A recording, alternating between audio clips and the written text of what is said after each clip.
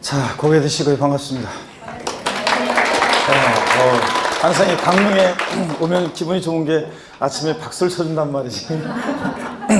있는 힘껏 그 강에 힘을 다 쏟아서 열심히 강의하고 가라, 그런 얘기죠? 네, 알겠습니다. 이게 사람이 인지상정이라고 똑같이 우리가 컨디션이 매일 똑같을 수는 없잖아요. 근데 어떤 곳은 가가지고 신바람 나서 강의하고 오는 것도 있고, 어떤 곳은 그냥 기계적으로 강의하고 올 때가 있고, 그런데 하여튼 좋습니다. 82페이지죠, 여러분들? 오늘 82페이지 양도 속세, 양도로 보는 유형과 보지 않는 유형이 있어요. 그래서 이걸 이제 봅니다. 시험은 뭐 양도에 해당하는 거 해당하지 않는 것은 뭐 26회도 나왔고, 작년 건너뛰었지만 지난 28회 시험에 또 나왔고요. 29회 시험에서도 또 나올 수 있습니다. 그래서 잘 보셔야 되는 부분입니다. 보기 전에 복습을 역시 하고 가야죠, 여러분들.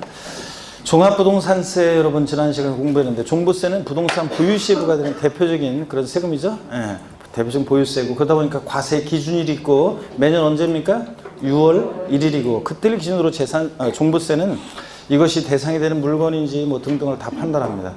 또 인세입니다. 그래서 어떻게 한다? 합산과세합니다. 전국에 있는 토지나 주택 가격을 합산하는데, 개인이 납세무자일 때는 세대별 합산해요? 아니면 부부 합산해요? 아니면 개인별 합산해요? 개인별로. 그렇죠. 개인별로 합산하고, 법인이나 단체도 법에서 정해진 일정 기준 금액을 초과해서 재산을 보유하면 종부세가 부과됩니다. 법인이나 단체, 법인은 어떻게 한다? 법인별로 합산한다고 그랬습니다. 상법상 모자법인 관계에 있어도 법인별 합산이고, 그 다음에 종부세 사실주의 과세하니까 역시 등기되지 않아도, 등록되지 않아도, 허가받지 않아도 과세가 되고, 또 현황부가 하고요. 그 다음에 종부세 중요한 건데, 과세 대상, 어떤 게 종부세 대상이냐? 두 가지가 있는데 어떤 겁니까? 주택하고 또 토지가 종부세 대상입니다. 근데 주택에, 종부세 대상이 되는 주택에 고급택은 포함해져요. 고급택은?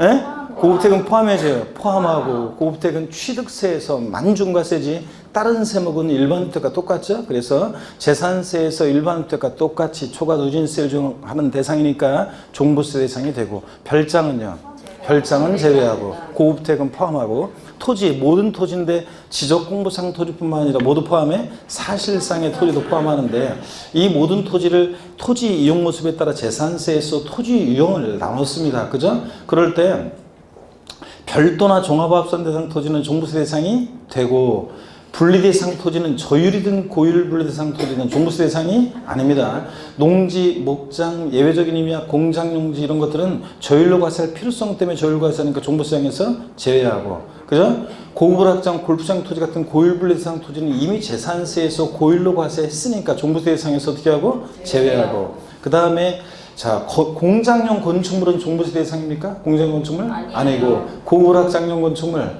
아니고, 상가 건축물? 아니고, 건축물은 무조건 종부세 대상이 아닙니다. 건축물, 선박, 항공기, 재산세 대상이지만 종부세 대상이 아니고, 그 다음에 별장 분리대상 토지 아니라고 그랬고, 또 주택 중에서요, 전국에 있는 주택을 합산해서 과세할 때 합산해서 배제시키는 주택들이 있는데, 아직은 정확히 몰라도 괜찮습니다. 일정한 요건을 갖춘 임대주택이라든가 기숙사 및 사원용 주택이라든가, 주택건설 사업자 미분양 주택, 어쩔 수 보유하죠. 등록 문화재 주택이라든가 가정 어린이집용 주택 같은 이런 것들은 종부세 부과하는 취지가 부동산 과열기에 부동산 과다보유욕제, 투기욕제하게 도입하는 거니까 이런 거와 맞지 않는 주택들이죠. 그래서 종부세 합산해서 배제시키는 주택들, 그래서 종부세 대상이 아닌 주택들입니다.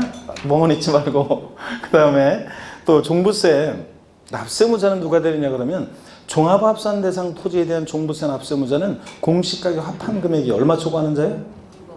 얼마? 요래 순서 바꾸면 꼭 이렇다니까. 종합합산 대상 토지는 얼마? 5억 원 초과하는 자. 종합합산 대상 토지는 나대지 잡종지 같은 거라 단위가 작습니다. 5억 초과. 그 다음에 주택분은 얼마? 6억 원 초과하고, 별도 합산 대상 토지는 얼마? 80억 원 초과하는 자가 보유할 때 종부세 납세무자가 됩니다. 종부세 과세 표준 세율은 아직 우리 이번 7주차 나오는 바람에 안 했네요. 종부세 세율은, 하여튼 종부세 세율은 초과 누진세율 구조로만 되어 있다는 거 아직 정확히 안 했고 됐고요. 그 다음에 종부세 세금 계산했으면 내야 되는데, 종부세 납세무자가 개인인 거주자다 그러면 종부세 납세지는 원칙 어디입니까? 주소지 없으면 어디고? 거소지에 관할 세무서를 납세지로 합니다. 그 다음에 종부세는 원칙적으로 정부 부과과세합니다. 관할 세무서장이 과세중과세액을 결정해서 자 고지서를 통해서 징수하는데 납기는요 법에 딱 정해져 있습니다. 토지분이든 주택분이든 무조건 언제라고 그랬어요? 12월 1일부터 15일까지를 납기로 합니다. 그래서 토지분 종부세 납기는 뭐 매년 9월 16일부터 9월 30일까지로 한다. 그래서 재산세랑 슬쩍 바꿔낼 수 있는데 속아나 보면 안 되고 무조건 종부세는 토지분이든 주택분이든 언제다? 12월 1일부터 15일까지입니다. 그죠? 종부세 그 다음에 납세문서 거기서 날라온 거 휴통에 버리고 뭐 할 수도 있어요? 신고, 납부 선택하면 신고, 납부할 수도 있다고 그랬습니다. 신고할 때 납세문서 신고, 납부 선택해서 신고할 때 언제까지 신고해야 돼? 12월 1일부터 15일까지 역시 신고합니다. 그 전에 잠깐만요. 고지서를 보낼 때 발부할 때 납기 개시 언제까지? 5일 전까지. 재산세도 그렇죠. 종부세도 그렇고 고지서 발부할 때는 납기 개시 5일 전까지 발급을 해줘야 되고 그 다음에 종부세 부가세목은 어떻게 외웠습니까 여러분? 재산세는 재진이, 종부세는 종농이, 농특세가 20% 부과됩니다. 종농이, 재산세, 재진이 이렇게. 종부세는 물납 허용됩니까? 납부할세 1천만 원 초과할 때 허가받아 할 수 있죠? 안 되고 종부세 물납 안 됩니다. 국세에서 물납은 뭐만? 상속세만, 지방세에서 물납은 뭐만? 재산세만 허용됩니다. 그래서 종부세 물납 안 되는데 분할납부는 허용됩니다. 납부할세 얼마 초과할 때 제가 윙크해달라고, 윙크해달라고 그랬어요? 얼마? 500만 원 초과할 때. 재산세도 납부할세 500만 원 초과, 종부세도 500만 원 초과할 때 납부할세의 일부를 납부기한 지나서 언제까지 분할납부할 수 있다? 2개월. 재산세도 45일이었다고 얼마로? 2개월로. 종부세도 2개월 내에 분할납부할 수 있습니다. 여러분들 이런 것들을 배웠고 우리 소득세는 자연인 개인의 소득에 부과하는데 소득세 그럴 때 소득세는 개인주의 과세합니다. 그래서 부부도 소득이 발생하면 여러분 맞벌이 부부 있다 여러분들 그러면 소득세 계산할 때 부부 어떻게 합니까? 따로따로 소득세 계산합니다.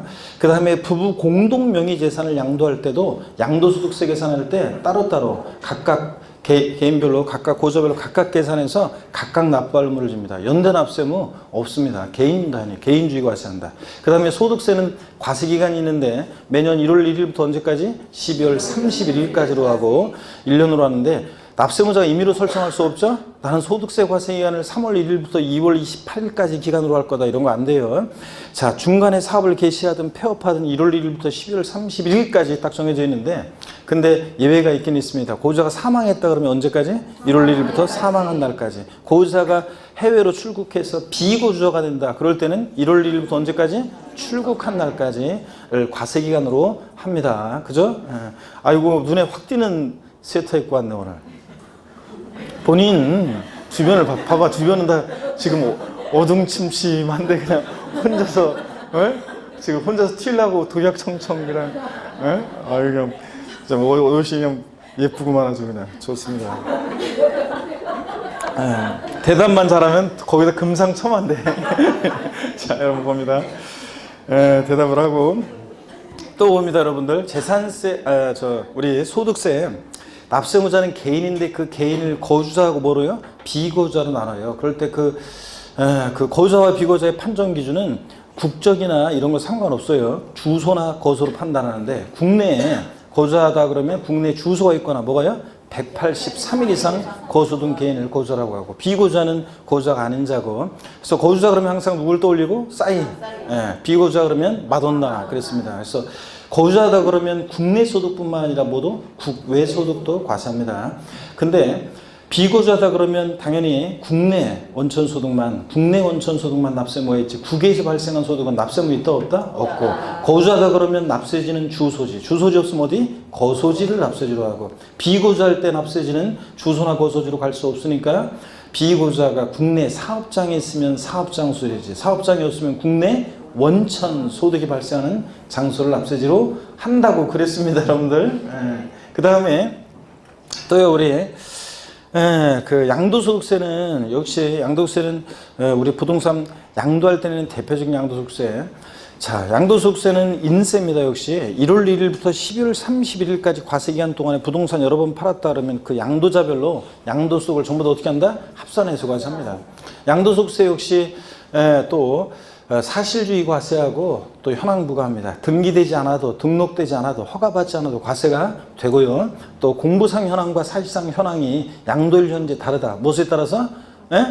무엇에 따라서 과세? 사실상 현황에 따라 과세하고 이런 거. 그 다음에 또 양도소득세 과세 대상 어떤 거냐 그러면 자 토지, 건물, 그 다음에 또 뭡니까? 부동산에 관한 권리가 있는데 부동산에 관한 권리 중에서 미등기 전세권은 대상입니까? 대상이에요. 네? 미등기 지상권 대상입니까? 네. 네. 자, 부동산에 관한 권리 중에서 부동산을 이용할 수 있는 권리로서 지상권, 전세권은 등기와 무관하게 대상이 됩니다. 지역권 대상입니까? 아니고 또 어업권, 광업권 대상이 되겠습니까? 어업권, 광업권. 안 돼요. 안 배워가지고 좀 헷갈려요? 부동산에 관한 권리만 대상이지 어업권, 광업권은 취득세 대상이 되지만 양도소득세 대상은 아닙니다. 어업권, 광업권, 저작권, 출판권, 특허권 등 일체, 무채 재산권은 대상이 아닙니다. 그 다음에 또 부동산 임차권은 반드시 뭐만? 등기된 부동산 임차권만 대상이죠. 왜냐하면 부동산 임차권은 채권이기 때문에 등기된 것만 대상이고 미등기, 등기되지 않은 부동산 임차권은 대상이 아닙니다. 그래서 28회 시험에 올해 등기되지 않은 부동산 임차권은 양도소득세 과세 대상이다 그랬는데 틀렸죠 여러분들? 그 다음에 또 부동산을 취득할 수 있는 권리로서 이 권리를 갖고 있으면 나중에 부동산을 취득할 수 있게 되는데 자 어떤 게 있느냐 먼저요 건물이 완성되는 때 건물과 이에 딸린 토지를 취득할 수 있는 권리 그래서 그 예를 기억해야 되는데 어떤 거요? 아파트 당첨권이나 분양권이나 조합원 입주권 갖고 있으면 본계약 체결해서 아파트 완공되면 아파트 취득할 수 있게 되니까 건물이 완성되는 때 건물과 이에 딸린 토지를 취득할 수 있는 권리로서 양도세 대상이 됩니다. 그 다음에 토지 상환채권, 주택 상환채권, 상환이란 말들은 이 채권도 대상이 되고 근데 국민주택채권 같은 거 대상입니까? 안 바꿔준다고 그랬죠 나중에? 백날 갖고 있어도 국민주택으로 안 바꿔주니까 국민주택 채권 같은 건 대상이 아니고 또 부동산 매매계약을 체결한 자가 계약금만 지급한 상태에서 양도하는 권리 이런 거 대상이 된다고 그랬습니다. 그래서 어떤 주부 수강생이 물어봤다고 했잖아요. 실제로 자 시동생명의로 아파트 분양계약 체결하고 부동산 취득 시기 도래하기 전, 즉 잔금 치르기 전에 명의에 애들 그 아빠 명의로 시동생명에서 애들 아빠 저희 애들 아빠 명의로 명의를 바꾸려고 하는데 어떤 세금이 문제되나요? 부동산을 취득할 수 있는 권리 양도했다고 본다고 그랬습니다. 부동산 매매계약을 체결한 자가 계약금만 지급한 상태에서 양도하는 권리 이런 것도 대상이 되고 그 다음에 또 양도세 대상에는 기, 타, 자, 산 네 가지도 대상이 네 가지가 있는데 특정한 법인 주식 요건 갖춘 두 가지가 있는데 특정 법인 주식 두 가지는 안 배웠고요.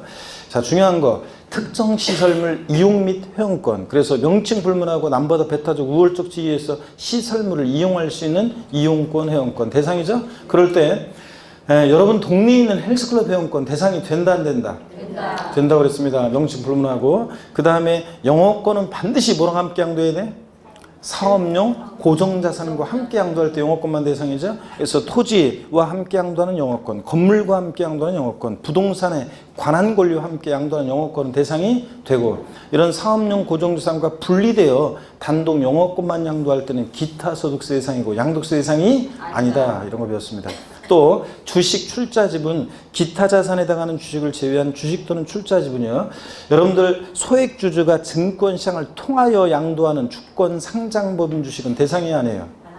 여러분들이 주식 거래할 때 양도세 내야 안 내? 안 내잖아요. 소액주주고 증권시장을 통해서 거래할 때는 대상이 아닙니다. 주권 상장법인 주식은 예외적으로만 대상이 되죠. 대주주가 양도하거나 장외 거래할 때만 대상이 되고 주권 비상장법인 주식은 무조건 대상이 되고 그 대주주가 양도하든 소액주주가 양도 여기서부터 대답이 없네. 조금씩 분위기가 가라앉는 분위기로 주권 주식 나오니까 별로 관심이 없는 것 같아요 여러분들. 뭘 어려워? 주권 비상장법인 주식은 무조건 대상이 되고 여러분들 주권 상장법인 주식 거래할 때 여러분 양도세 안 내잖아요 여러분들. 대주주가 양도하거나 장외 거래할 때만 대상이 된다는 거. 이러고 또 어렵다고 하면 이건 성의가 없는 거라고 그랬잖아요. 이건 머리가 나쁜 게 아니라 이건 성의가 없는 거지 여러분들. 자 그 다음에 또 봅니다. 양도세 대상에 파생상품 있죠? 금융상품, 일정한 파생상품도 대상이 된다. 이 정도 여러분 아시면 되고. 양도속세, 양도가 뭐냐고 누가 물어보시면 여러분 뭐라고 답하신다? 사실상 유상 이전이다. 사실상 유상 이전이다. 그래서 반드시 이거 사실상 이전만 하면 돼요.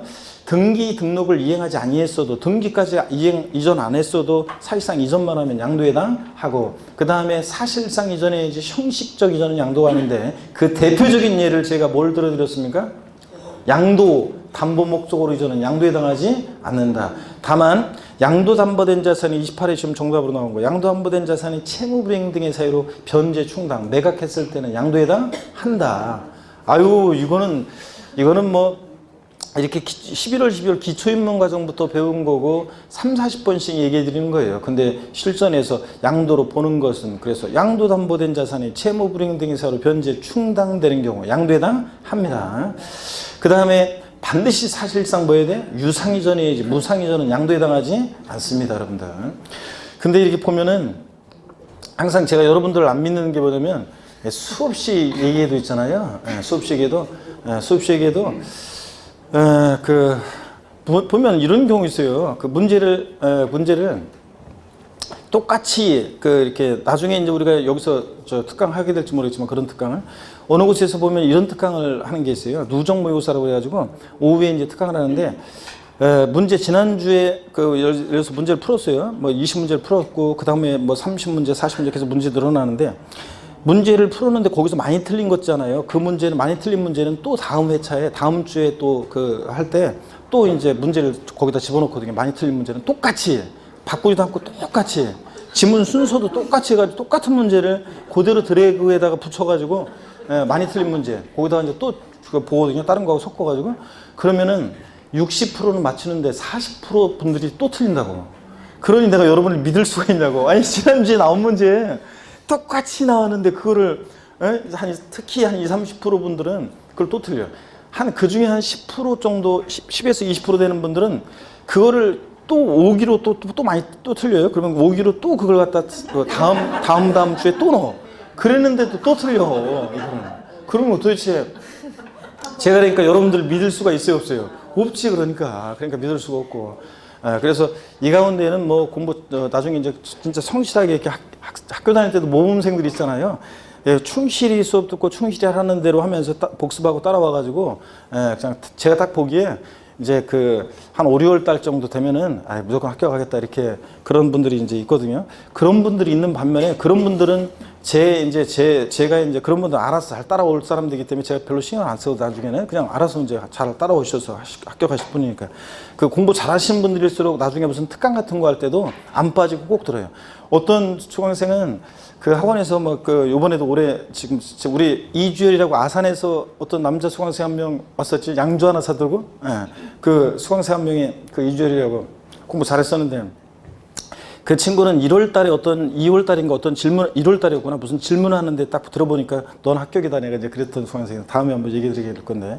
근데, 그런 친구들 같은 경우에는 보면은 특강 같은 거 할 때 안 들어도 되는데 얘는 안 들어도 되는데도 꼭 나와가지고 빠지지 않고 무조건 들어요. 그래서 공부 잘할수록, 그러니까 부자들이 그죠? 돈을 더 벌고 그러잖아요. 그런 것처럼 보면은 보면 하여튼 공부 잘할수록 보면 특강도 안 빠지고 더 듣고 나중에 꼭 보면 있잖아요. 이분들은 꼭 특강을 들어야 되는데 안 들어, 그런 사람들은.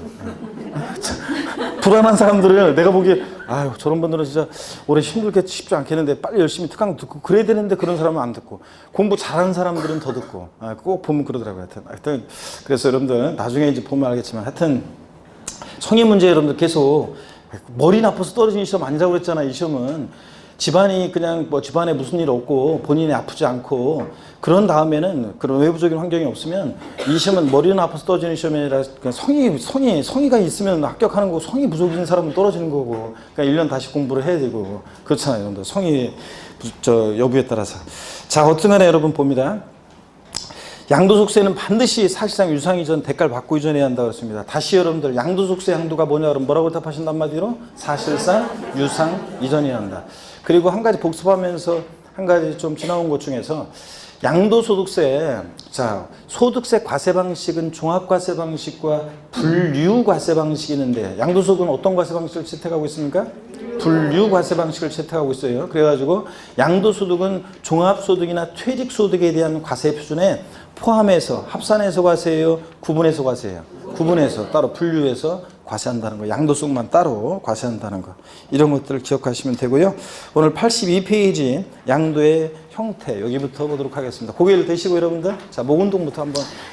제가 요새 계속 막판에 기본서 여러분들 1월 첫 주에는 기본서가 안 나옵니다. 과제 앞부분 복사해가지고 과제본으로 볼 거고, 앞부분 한 주만 일단. 그래서 그 다음 주부터 기본서가 나올 건데, 제가 11월 달에 방황을 하느라고 아무것도 하기 싫고 방황을 하느라고 일을 안 했어요. 원래 11월 달에 했으면 편안하게 책이 1월 첫 주에 나올 수 있었는데, 제가 그 방황을 하느라고 아무것도 안 하고, 거기다가 또 개정세법 내용 있죠? 그 개정세법 내용을 최근까지 완벽하게 반영하느라고, 세법은 원래 지금 그 상당수 것들이 책이 안 나오고, 이제 그때 또 1월 첫 주에 또 두 번째 주에 나오고 막 그래요. 그래서 그런 이유로 좀 늦어졌습니다. 그리고 기본서도 원래 제가 책을 기본서 쓸 때 제 모든 것을 거기다 다 안 쏟아부어요. 기본서에 너무 기본서가 잘 돼 있으면은 나중에 제가 다른 거 뭐 하고 그럴 때 제 노하우가 거기 다 노출되고, 그래서 원고가 막 출판사마다 막 돌고 나중에 막 그걸 악용하고 막 그래가지고 제가 원래 진짜 심혈을 기울여서 안 쓰거든요. 근데 올해는 제가 방황하고 여러 가지 그런 끝에 하다 보니까 뭔가 시간도 좀 요새 좀 됐고 그래가지고 힘을 기울여서 썼어요, 진짜로. 그래서 밤새 막 하면서 요새 힘을 기울여서 책을 썼습니다. 그래서 수험서로서는 수험서로서 말 그대로 수험서에 맞게 책을 썼거든요. 그래서 여러분들 나중에 이제 잘 도움이 되리라 믿고요. 그 다음에 82페이지 봅니다. 기초 입문서하고 비슷한 형태로 되어 있어요. 여기다가 이제 내용이 추가된 거기 때문에 또 내용도 또 좀 더 보완해가지고 이제 이런 식으로 되어 있어요. 자, 두께는 이제 물론 당연히 두꺼워지지만, 자, 82페이지 한번 봅니다. 그래서 눈이 지금 충혈돼 있고 그래요. 어제도 좀 늦게까지 뭘 보느라고. 82페이지 보면 오늘 마지막 시간이네요. 예?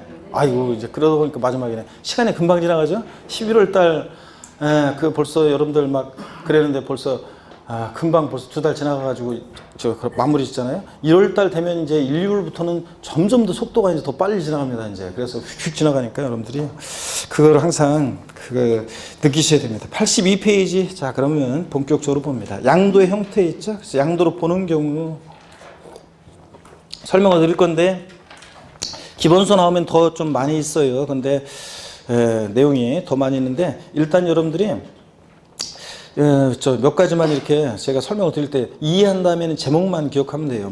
매매요. 자, 요 양도에 해당하는 대표적인 유형인데 한번 설명을 드려볼게요, 여러분들. 자, 12월 달에나 이렇게 자세히 설명드리지. 나중에는 그냥 읽고 지나갑니다. 제목만 보세요. 양도소득세 양도에 해당하는 경우에서 먼저 매매요. 매매인데 이전하는 자 측면에서 봤을 때는 매도가 대표적인 양도에 해당하는 유형이죠. 예를 들어서 갑이라는 사람이 있고, 자, 을이 있는데 부동산을 매매합니다. 그러면 갑이 자신 소유 부동산을 을에게 소유권 이전하죠. 사실상 이전하고, 양도에 해당하려면 반드시 뭐라고요? 유상, 대가를 받고 이전해야 되잖아요. 그래서 거래 대금을 받고 이전합니다. 그러니까 갑의 이 부동산 이전은 사실상 유상 이전이죠. 그잖아요. 대가를 받고 거래대금 받고 완벽하게 사실상 이전했잖아요. 그래서 매도는 대표적인 양도에 해당하는 유형입니다. 근데 요 매도에는 공매나 경매도 포함합니다. 공매나 경매도 포함. 공매나 경매도 있죠. 거래대금 강제적으로 매매가 이루어진다 할지라도 공매대금 경락대금 받고 이전하기 때문에 요 공매나 경매도 사실상 유상 이전으로서 양도에 해당합니다, 여러분. 자, 어떤 주부 수강생이 물어봤어요. 실제 있었던 일이에요, 실화로. 어떤 주부 수강생이 저한테, 자, 요거 양도에 해당하는 거 해당하지 않는 거 요 부분을 강의했는데, 저 쉬는 시간에 찾아왔어요. 그래서, 교수님, 제 친구 얘기인데도 뭘 좀 물어보려고 하는데요. 괜찮아요? 그래서, 예. 제 친구 얘기인데도 물어봐도 괜찮은가요? 예, 괜찮아요. 그 제 친구가요, 그러면은 그 사업이 안 돼가지고 좀 어려워서 집이 경매에 넘어갈 지금 판인데요. 그런 상황에서 집이 경매에 넘어가는데도 양도소득세가 과세될 수 있다는 건가요? 예, 그럴 수도 있죠. 아니, 사업이 망했는데도요? 예, 공매대금, 경락대금 받고 이전이니까 사실상 유상이전으로서 양도에 당한다. 아니, 사업이 망했는데. 힘없이 걸어가는데 어깨를 늘어뜨리고 자기 친구 얘기를 그렇게 그냥 본인 일처럼 걱정하면서 자기 친구 얘기라는 걸 몇 번씩이나 강조하면서 물어봤던 어떤 주부 수강생이 있었는데, 그 주부 수강생이요, 너 너무 실망하고 가니까 제가 다시 불러가지고 얘기했어요. 실제 양도소득세가 과세되느냐 안 되느냐는 변론이에요. 뭐냐면 1억 원에 샀는데, 예를 들어서 1억 원에 산 건데 만약에 7천만 원에 팔았어요. 자, 7천만 원에 경매가 됐어요. 경락이 됐어요. 그러면 자, 1억 원에 샀는데 7천만 원에 팔았다는 거 아니에요. 그러니까 마이너스 3천이니까 양도소득세는 과세되지 않겠죠? 그러니까 실제 양도소득세가 과세되느냐 안 되느냐를 배우는 게 아니라 그건 변론이고, 사실상 유상이전, 양도에 해당하느냐 안 하느냐 이것만 판단하는 거예요. 그래서 공매나 경매도 공매대금, 경락대금 받고 이전하니까 양도에 해당합니다. 자, 그 다음에 또 보세요. 교환도 양도에 해당하는 대표적인 얘기인데, 교환은 우리 취득세 할 때 설명드렸어요. 금전 이외 재산권서로 맞바꾸는 건데, 갑소유의 A 건물, 자, 그 다음에 을소유의 B 토지를 서로 동등 가치로 맞바꾼다 그러면 보세요. 금전 이외 재산권서로 맞바꿀 때 갑은 자신 소유의 A 건물을 을에게 소유권 이전하고 사실상 이전하죠. 그리고 대가를 받아야 되는데 을로부터 B 토지를 받고 이전하니까 갑의 A 건물 이전은 사실상 유상 이전으로서 양도에 해당합니다. 을 입장에서 보면 자신의 B 토지를 사실상 이전하는데 갑으로부터 A 건물을 받고 이전하죠. A 건물 받고 이전하니까 을의 B 토지 이전도 양도에 해당합니다. 그죠, 여러분들? 그래서 교환은 특징이 거래 양당사자 모두에게 양도소득세가 과세될 수 있다, 이게 특징입니다. 그 다음에 취득세도 배웠잖아요. 갑은 자신 소유의 A 건물을 대가로 주고 을로부터 B 토지를 유상승계 취득하고, 자, 을 입장에서 보면 자신의 B 토지를 대가로 주고 갑의 A 건물을 유상승계 취득하고, 그래서 교환은 특징이 거래 양당사자 모두에게 양도소득세가 과세될 수 있다, 이게 특징이라고 했습니다. 그 다음에 또 보시면 세 번째로요, 법인의 현물 출자하는 것도, 법인의 현물 출자도 양도에 해당하는 대표적인 유형이에요. 법인의 현물 출자. 보시면 갑이 있고 또 새로 설립되는 설립회사가 있어요. 그러면 우리 뭐 회사 설립할 때 설립되는 회사에 주식 대금을 납입하고 주식을 인수하면 양도소득세 문제가 안 생기는데, 자, 갑이 자신 소유의 어떤 부동산을 현물로 출자를 해요. 출자자, 그래서 갑이 있고 출자자 갑이 있고 현물로 출자하는데, 그러면 현물 출자할 때 보세요. 갑이 자신 소유의 부동산을 설립회사에 소유권 이전하고 대가를 받아야지 양도에 해당하는데 신주를 배정받잖아요. 설립회사로부터 주식을 배정받죠. 그러니까 주식이란 대가를 받고 이전하니까 법인의 현물 출자도 양도에 해당합니다. 수용 같은 것도요, 강제적으로 매매가 이루어져도 수용도 양도에 해당해요. 자, 갑이란 사람이 있는데 토지 소유자입니다. 그리고 자, 수용권자가 있어요. 그러면 자, 여러분 수용은요, 수용권자한테 공시법칙간에 이런 것도 배우나요? 소유권 이전 등기 형식을 빌려서 소유권 이전해줘요. 그리고 대가를 받아야 되는데, 자, 토지 수용 보상금을 받잖아요. 그러니까 자, 토지 수용도 강제적으로 매매가 이루어져도 보상금 받고 이전이니까 사실상 유상 이전으로서 양도에 해당합니다, 여러분. 예? 자, 그래서 수용도 양도에 해당하고, 제가 예전에 수용 양도에 해당하고 이런 걸 지키면서 배웠었는데, 또 어떤 곳에서 있잖아요. 어떤 수강생 한 명 있었는데, 키가요 한 1m 85, 90 그 정도 되는 어떤 남성 수강생이었는데, 등발이 얼마나 좋냐면, 소위 말해서 등발이요, 어깨가요, 등판이 제 2배, 얼굴도 2배, 주먹도 2배, 진짜 막 등치가 막 이래요. 그 키도 크고 막 그런 수강생인데, 거기다가 또 수요문 있잖아요. 말끔하게 정리 안 하고 막 듬성성 나가지고 수용도 막 이런 수용, 등 진짜 어디 가서 맞고 다니지 않겠다. 등 진짜 좋은 어떤 수강생이었는데, 제가 수업 끝나고 저 수업하다가 이제 1시간 잠깐 쉬겠습니다. 잠깐 쉬는데, 저 뒤쪽에서 있죠, 복도를 따라서 걸어오는데 딱 이러고 와가지고 있죠. 제가 여기서 책 이렇게 잠깐 페이지 접고 있었는데 저한테 오더니, 교수님 잠깐 좀 보시죠. 그래가지고 제가 그래. 그래가지고 바깥 나가는 데 있죠. 그 옥상에 끌려가는 기분으로 바깥에 나갔더니 담배 한 대 저한테 주면서, 교수님 담배 한 대.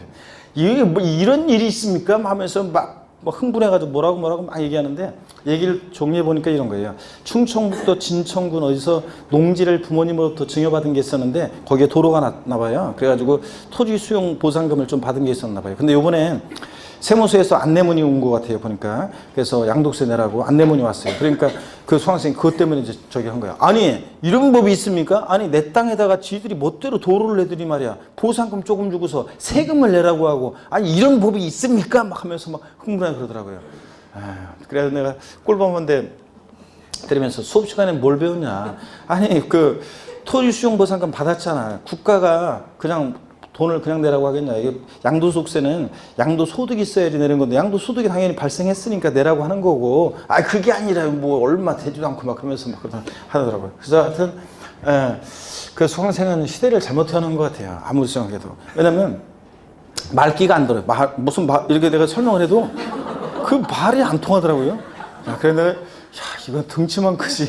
내가 그런 수강생은 옛날에 태어나가지고 칼 한 자루 딱 쥐어주면 그냥 장군, 그냥 머리 필요 없잖아요. 칼 한 자루 쭉 따려주는데 요즘 같은 세상에 아유 진짜 내가 보니까 힘들겠더라고요. 아니 말이 안 통해 말귀가. 아무리 내가 이거 설명을 해도 말이 막 그런 법이 없냐고 어디냐고 하면서 막 그러면서 가더라고요. 에이, 그래서 내가 너는 합격하려면 멀었다 내가 보니까 그런데 수용도 강제적으로 매매기를 줘도 보상금 받고 자니까 양도에다 합니다, 여러분. 이런 거. 자, 교재 한번 일단 볼게요, 여러분들. 82페이지 보시니까요. 양도로 보는 경우 매도요. 설명 다 드렸어요. 그냥 제목만 기억하면 돼요. 두 번째 줄 맨 끝에 보니까 동그라미 1번 매도에서 매도는 양도세 양도에 해당하는 가장 일반적인 형태이다. 그렇죠? 교환이요. 교환은 두 번째 줄 보니까 양도세 대상 자산을 상호 교환하는 경우는 이를 각각 양도로 봐 쌍방 모두 양도세 과세를 수 있다. 빗줄이고 제목만 기억하시면 돼요. 나중에는 법인의 현물출자도 현물출자란 회사의 설립 또는 신주 발행 시에 금전 이외의 양도세 대상을 자 법인의 현물로 제공하고 주식 출자 지분을 대가로 받고 자 사실상 유상 이전이니까 양도소득세 과세한다는 거예요. 그래서 제목만 기억합니다. 매매, 교환, 법인의 현물출자 양도에 해당합니다. 그 매매에는 공매나 경매도 포함입니다, 여러분들. 자 그다음에 83페이지.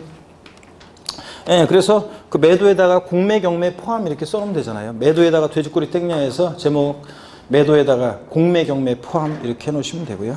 83페이지 봅니다. 대물변제라는 거 여러분들이 이제 민법에서 대물변제가 뭔지 배워요. 그러면 제가 나중에 요거 이제 자세히 좀 설명드릴게요. 판례와 통칙 내용으로. 돈 갚아야 되는데 물건으로 대신해서 변제하는 게 가름하여, 관하여 이렇게 하면서 여러분들이 이제 배우게 되는데 자 변제, 가름해서 이전하는 건데 나중에 배웁니다. 공용 수용료. 자, 제목만 기억하면 돼요. 토지 수용 보상금 받고 이전이니까 수용도 양도에 해당하고요. 그 다음에 동그라미 6번 부담부 증여 중요한데 나중에 설명드리겠습니다. 부담부 증여도 나중에 설명드릴게요. 그래서 오늘은 그냥 매매, 자 공매, 경매 포함해서 매매, 교환, 법인의 현물출자, 수용 등 양도에 해당한다. 이 정도만 아시고 갑니다. 양가로 2번 양도로 보지 않는 경우요. 환지 처분 및 보류지 충당 그랬는데 자 밑줄입니다. 도시개발법이나 그 밖에 법률에 따른 환지 처분으로 지번이 변경되거나 보류지로 충당되는 경우에 양도로 보지 아니한다. 밑줄 쫙이요. 자 어떤 거냐면 여러분요. 보시면 나중에 이제 공시법 여기 이제 부동산 학개론이나 여러분들 공법 시간에 좀 배워야 되는데 한번 보세요. 갑이라는 사람이 A라는 어떤 토지를 갖고 있어요. 사업이 시작되면 사업 시행자로 갔다가 도시개발 사업 같은 거 벌어지는 지역인데 사업이 종료하게 되면 사업지구의 다른 토지로 환지받아요. 그러면 자 환지받게 되면 지목도 바뀌고 지번도 바뀌어 있겠죠? 네? 자 그럴 때 그 다음에 또 원토지 소유자들이 사업시행자에게 토지 소유권을 이전했어요. 그런데 그 토지가 만약에 보류지에 충당되는 토지다 그러면 보류지라는 게 뭐냐면 공공용지요. 공익적 목적에 쓰려고 보류해 놓는 공공용지나 공사비용에 대체하게 한 땅 채비지를 말해요. 공사비용에 대체하게 한 땅 채비지. 그래서 토지 소유자들이 사업시행자에게 토지 소유권을 이전했더니 그 토지가 보류지에 충당되는 토지다. 그러면 요 이전은 양도에 해당하지 않는다는 거고 또 원토지 소유자한테 원토지 소유자 토지 갖고 있었는데 사업 시작되면 사업시행자로 갔다가 나중에 사업이 종료하게 되면 사업주인의 토지를 환지받을 때 요 사업시행자에서 원토지 소유자로 소유권 이전 요때 요 이전은 양도에 해당하지 않는다는 얘기입니다. 근데 사실은 보세요. 양도세는 양도에 해당하려면 반드시 대가를 받고 이전해야죠. 그럴 때 이거 대가 없이 이전하느냐? 아니에요. 전부 다 이거 대가 받고 이전하는 거예요. 자, 공짜로 이전하는 게 아니라. 그러면 사실상 유상 이전이니까 양도에 해당해야 되잖아요. 그런데 왜 양도에 해당하지 않냐고 보냐면 정책적 목적으로 그래요. 원토지 소유자와 사업시행자 사이에 내부적으로 사업 진행하면서 왔다 갔다 하는 거에 대해서 세금을 부과하면 그만큼 사업비용 증가하고 절차가 늦어지기 때문에 사업 진행에 원활한 도시개발 사업 같은 것에 원활한 진행을 위해서 여러 환지 처분으로 지번 변경되거나 보류주로 충당되는 경우에 요 이전에 대해서는 양도에 해당한다, 해당하지 않는다? 해당하지 않습니다, 여러분. 자, 그래서 이것도 결론만 기억하면 돼요. 자, 환지 처분으로 지번 변경되거나 보류주로 충당되는 경우에 양도에 해당하지 않는다. 왜? 정책적 목적으로 사업 진행을 원활하게 하기 위해서. 넘어갑니다. 그 다음에 84페이지 동그라미 2번 보면요, 여러분 지적경계선 변경을 위한 토지 기환 있죠? 자, 여기 어떤 건지 설명을 먼저 드릴게요. 이거는 보시면은 어떤 토지가 이렇게 있어요. 어떤 토지가 이렇게 있는데 토지 경계가 이런 식으로 자, 토지 경계가 이런 식으로 돼 있어요. 그래서 토지 경계가 이렇게 돼 있는데 이쪽 토지 소유자는 갑이고 이쪽 토지 소유자는 을이에요. 그럼 토지 경계가 너무 이렇게 삐뚤삐뚤 돼 있잖아요. 그러니까 토지 지상 경계를 이렇게 똑바로 합리적으로 정하기 위해서요. 토지 지상 경계를 이렇게 합리적으로 정하기 위해서 이렇게 정하기로 합니다. 그러면 이쪽 토지 부분과 지금 이쪽 토지 부분에서 서로 갑과 을이 토지 교환이 이루어지겠죠? 서로 주고받아야 되잖아요. 이렇게 경계를 이렇게 똑바로 정하기로 하면서 이럴 때 요때 이 토지 요 갑과 을 토지 교환은 양도에 해당하지 않는다고 봅니다. 그는 다만 나중에 이제 기본서 나오면 요건이 나오지만 요 분할된 요 비금신 요 분할된 토지 면적이 분할 전 전체 토지 면적의 20%를 초과하면 안 돼요. 악용의 소지가 있기 때문에. 하여튼 지적경계선 변경을 위한 토지 교환은 양도에 해당한다, 해당하지 않는다? 해당하지 않습니다. 그 얘기입니다. 한번 읽어볼게요. 그러면 동그라미 2번 지적경계선 변경을 위한 토지 교환이요. 토지 경계를 변경하기 위하여 공간정보의 구축 및 관리에 관한 법률에 따른 토지 분할 등 법령으로 정하는 토지 교환의 경우로서 다음의 요건을 충족하는 경우에는 양도에 해당하지 않는다. 자, 그래서 어떤 요건을 갖춰야 되냐? 동그라미 기억법 밑줄입니다. 기억법 밑줄인데 공간정보의 구축 및 관리에 관한 법률, 자, 그 밖에 법률에 따라서 토지 이용상 불합리한 지상 경계를 시정하기 위한 토지 분할 등을 통한 토지 교환일 것. 자, 니은번 여기 나왔구나. 분할된 토지 전체 면적이 분할 전 전체 토지 면적이 몇 프로요? 20%를 초과하지 아니할 것. 밑줄입니다. 자, 그래서 이거 이런 지적경계선 변경을 위한 토지 교환은 양도에 해당하지 않는다. 동그라미 3번 양도담보는 지난주에 말씀드렸어요. 이것도 제목만 잘 기억하면 되는데 의 양도담보란 채무자가 채무의 변제를 담보하기 위해서 담보로 제공한 물건의 소유권을 채권자에게 이전하고 채무자가 변제의 채무를 이행하지 않는 경우에 채권자가 그 목적물로 우선 변제를 받지만 일정 기간 내에 변제를 하게 되면 그 소유권을 채무자가 회복하기로 한 담보제도. 양도로 보지 않는 경우 니은번에서요. 자, 여기 밑줄입니다. 채무자가 채무의 변제를 담보하기 위해서 자산을 양도하는 계약을 체결한 경우에 다음의 요건을 갖춘 계약서 사본을 과세분 신고서에 첨부하여 신고하는 때는 양도로 보지 않는다. 밑줄짝이요. 자, 등기 형식은 이게 소유권 이전 형식이에요. 이게 이제 근데 실질은 담보 이전. 여전히 채무자가 사용 수익하잖아요. 양도소득세는 반드시 사실상 이전. 대가를 받고 완전히 넘어가야 되는데 이거 사실상 이전되는 게 아니라 완전히 넘어가지 않고 채무자가 사용 수익하잖아요. 그래서 양도에 해당하지 않는다는 건데 어떤 요건을 갖춰야 되느냐? A, B, C가 있는데 줄 글 필요 없어요. 이건 읽어보면 돼요. 당사자 간의 채무의 변제를 담보하기 위해서 양도한다는 의사표시 있을 것. 당해 재산을 채무자가 원래대로 사용 수익한다는 의사표시 있을 것. 원금 이율 등에 대한 약정이 있을 것. 그래서 이런 요건을 자 보니까 이게 양도담보 계약이잖아요. 여전히 채무자가 사용 수익하고. 자, 디귿번입니다. 밑줄입니다. 양도로 보는 경우요. 양도담보 계약을 체결하는 그 요건에 위배하거나 채무 불이행으로 인해서 당해 재산을 변제 충당한 때는 그때 일을 양도한 것을 본다. 밑줄짝이요. 28회 시험에 정답 질문이었죠. 완전히 대가 받고 넘어가는 거니까. 결론 양도 담보 목적으로 이전은 양도에 해당하지 않는다. 단 채무 양도 담보된 자산이 채무 불이행 등의 사유로 변제 충당 매각할 때는 양도에 해당한다. 이 결론만 알면 돼요. 85페이지 제4절 양도 및 취득 시기요. 어느 때를 양도 시기를 보고 취득 시기를 보느냐? 이게 보유기간 판정 때문에 의미가 있어요. 어떤 거냐면 우리가 자, 보유기간이요. 양도소득세는 몇 년 보유하고 파느냐에 따라서 보유기간에 따라서 세금이 확 달라져요. 자, 그랬을 때 보유기간 그러면 일반적으로는 당해자산 취득일로부터 양도일까지를 우리가 보유기간이라고 해요. 그러면 어느 때를 취득일로 판정하고 어느 때를 양도일로 보느냐에 따라서 보유기간 달라지겠죠? 그래서 의미가 있는데 양도 및 취득 시기가 가끔씩 시험에 나오는 건데 25회 시험 때 나오고 26, 27, 28 안 나왔어요. 그러니까 29회 시험은 나올 차례가 좀 됐어요. 그래서 주의해서 좀 보셔야 되는데, 자, 일반적인 거래의 경우, 자, 오늘은 일반적인 거래만 살짝 좀 볼 건데요. 원칙 대금 청산일입니다. 보세요. 자산의 양도 차익을 계산할 때 그 취득 시기 및 양도 시기는 밑줄입니다. 해당 자산의 대금을 청산한 날로 한다. 대금 청산한 날이라는 게 뭐냐? 실제로 잔금의 전부를 주고받은 날인데요. 예, 그 대금 청산일에다가 여러분이 대금 청산일에다가 돼지꼬리 땡려 해가지고 계약상 잔금 지급일 X예요. 취득세는 매매 같은 유상 승계 취득의 경우에 어느 때를 취득시로 했느냐? 원칙 계약상 잔금 지급일. 명시가 안 됐다. 계약일로부터 60일 경과하는 날. 국수 공판법 같은 객관적인 취득은 어느 때? 사실상 잔금 지급일을 취득시로 했습니다. 그래서 여러분들 아유 그랬잖아요. 자, 매매 같은 유상승계 취득의 경우 취득세상 취득 시기는 원칙 계약상 잔금 지급일. 명시가 안 됐다. 계약일로부터 60일 경과하는 날. 국가 등으로부터 취득하는 국수공판법 같은 객관적인 취득은 계약사와 상관없이 사실상 잔금 지급일. 이런 날 이전에 등기를 먼저 하면 언제고? 등기일. 이거였어요. 자, 아이고 다 까먹었구만. 공부하는 게 원래 이래 이게. 자, 시간이 지나면 이렇게. 예. 자, 그럴 때 여러분 보세요. 그러면 이게 어떤 의미가, 자, 일단 취득세는 하고 달리 양도세는 계약사와는 상관없다는 거. 자, 대금 청산일입니다. 실제로 잔금의 전부를 주고받은 날이고. 이 경우 이어지는 얘기는 지금 볼 필요 없고요. 양가로 2번 봅니다. 예외 등기 접수일이요.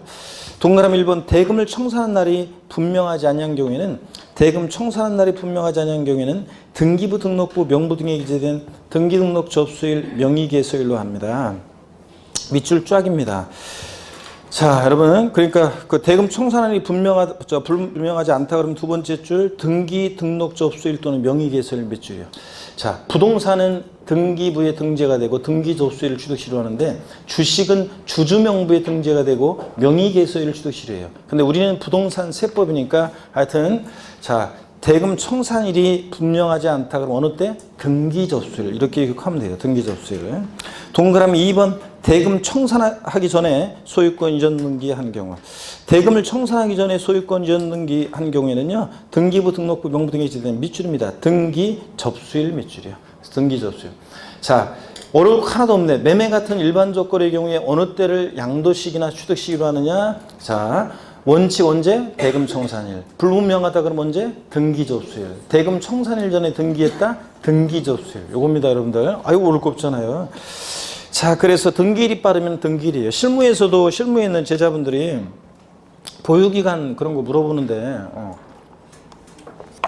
어젠가, 그저께인가도 보니까, 제가 어젠가, 제가 크리스마스 때 막 계속 작업하면서 그 원고 작업하느라고 막판 새벽 거의 뭐 5시까지 하고서 그 밤새서 밤에가 좀 아무래도 좀 이렇게 좀 일하기가 좀 편해가지고 제가 밤에 막 하는데 하다 보니까 그리고서 낮에 그 아침에 그 오전에 자는데 오전에 막 정신없이 자고 있는데 전화 와가지고 받았더니 어떤 다른 곳에서 그 선배 그 이 업계에 같이 강의하는 분 중에 학개론 같이 강의하시는 우리 아니고요 다른 데서 교수님 뭘 물어보시는데 하여튼 뭐 비몽사몽간에 전화 받아가지고 뭐라고 얘기했는지 잘 생각 안 나는데 하여튼 뭐 그런 얘기했던 것 같아요. 보니까 그 보유기간 때문에 그런데 그 보유기간 그 판정 때문에 물어보는데 어느 때를 취득일로 하고 양도일로 하는지 그것 때문에 물어보는데 딴 거 없어요. 잔금 지급이라고 등기일하고 접수일하고 둘 중에 뭐예요? 빠른 날입니다. 빠른 날. 그래서 그냥 어려울 거 없어요.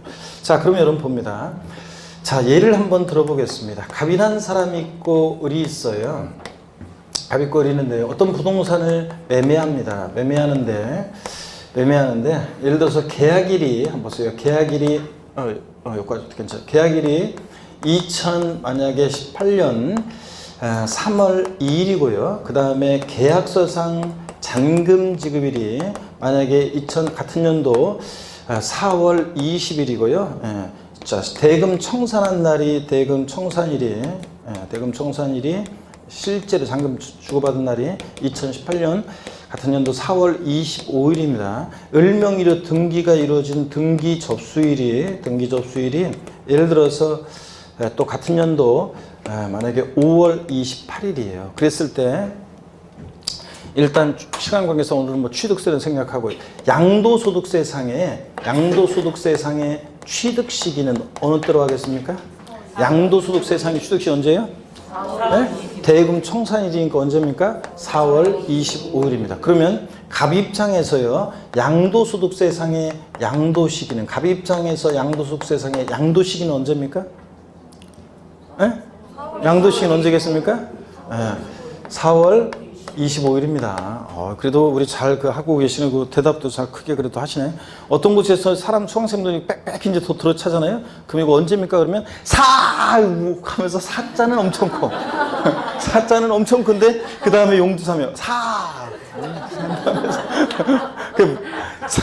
그래 정확히 뭐라고 그러면 4월 또 그래서 그러면 20일에 25일에 28일이에요. 그러면